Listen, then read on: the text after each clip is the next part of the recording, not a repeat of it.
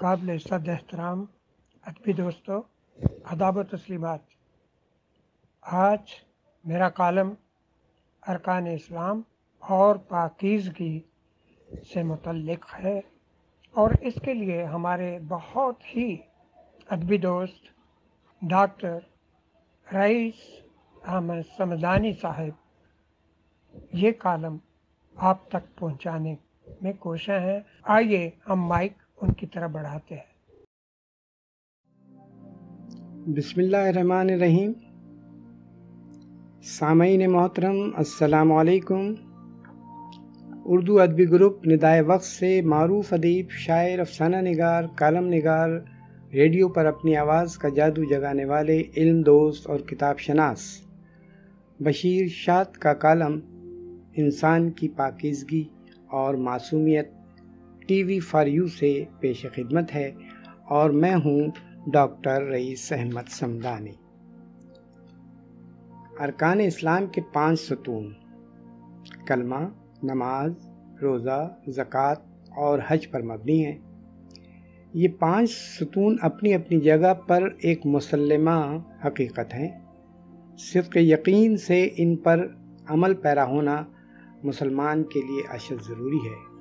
بنا کلمے کے اللہ کی وحدانیت اور خاتم النبیین حضرت محمد صلی اللہ علیہ وسلم کی نبوت کی خبر نہ ہوتی۔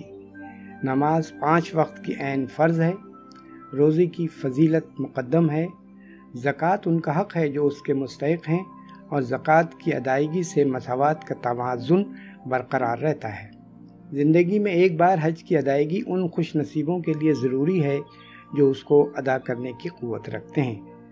ذوالحج میں حج کے ایام 5 بین الاقوامی اجتماع کا منہ بولتا ثبوت ہیں۔ اس ماہ مبارکہ میں حجاج کرام اپنے فریضے کی ادائیگی کے لیے مستعد نظر آتے ہیں۔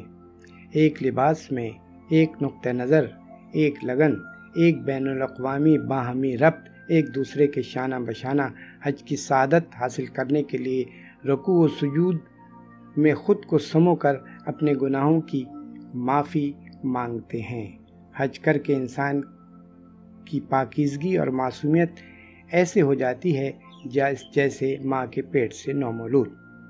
بعد از حج اسے سنبھالنے کی قوت خود میں برقرار رکھنا ہی ایک حاجی کی صفت میں اضافے کا باعث بنتی ہے۔ عید الاضحیٰ کی خوشیوں میں قربانی کا ذکر بہت ضروری ہے۔ دنیا کے کسی بھی کونے میں رہائش پذیر مسلمانوں کو یہ ضرور یاد رکھنا ہوگا کہ قربانی کا اصل مقصد کیا ہے۔ اسے بہتر طور پر سمجھا جائے، اللہ کی راہ میں سب سے بیش قیمت قربانی ایک باپ کا اپنے بیٹے کو ذبح کرنے کا قصد ہے۔ اسی مصمم ارادے کو بروئے کار رکھ کر اگر قربانی کی جائے تو قربانی کی اصل حقیقت اور افادیت کا پتہ چلتا ہے۔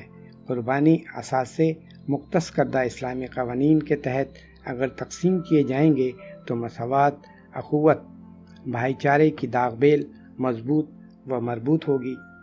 بصورت دیگر قربانی کا مقصد فوت ہو جاتا ہے۔ عید الاضحیٰ یعنی بڑی عید، جسے عید قرباں بھی کہتے ہیں، خوشیوں اور مسرتوں کو دوبالا رکھنے کے لیے تہ دل سے ارادہ کر لیں کہ ایک دوسرے سے فاصلہ رکھتے ہوئے اس طرح ملیں کہ کوئی شکوہ شکایت باقی ماندہ نہ رکھ سکیں۔ دل سے عناد کو ختم کر دیں۔ یہ دنیا دائمی ہرگز نہیں۔ ہر انسان کو اس دار فانی سے کوچ کر جانا ہے۔ اس دنیا میں آنے کا مقصد کوئی نہ کوئی تو اللہ کی ذات پاک نے رکھا ہوگا۔ یہ ساری کائنات اسی کی بنائی ہوئی ہے، اور اپنی تخلیق کے ہر رنگ کو تخلیق کار نے خوبصورتی کا لبادہ پہنا رکھا ہے۔ آئیے فوری طور پر یہ تہیہ کر لیں کہ انسان اور انسانیت کی خدمت کا جذبہ دل میں موزن کر کے ایک دوسرے سے مل کر مسکراہٹوں کا تبادلہ کریں۔ مبادہ یہ لمحات پھر میسر ہوں نہ ہوں تو کیوں نہ اپنے انسان ہونے کا ثبوت دیں۔